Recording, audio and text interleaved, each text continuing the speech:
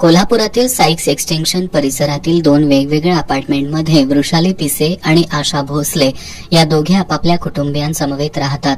पिसे आणि भोसले यांच्या घरातील 12 तोळे वजनाचे दागिने 25 मे ते 3 जून दरम्यान चोरीला गेले होते. या प्रकरणी दोघींच्या फिर्यादीवरून शाहूपुरी पोलिसात अज्ञाताविरोधात गुन्हा दाखल करण्यात आला होता. पोलिसांनी या चोरीचा अत्यंत कौशल्यपूर्णरित्या तपास करत या दोघींच्या घरी मोलकरीण म्हणून काम करणाऱ्या टेंबलाई नाका परिसरातील गायत्री पाटील हिला ताब्यात घेतलं. चौकशीत तिने या दोन्ही घरातील सोन्याचे दागिने चोरल्याची कबुली दिली.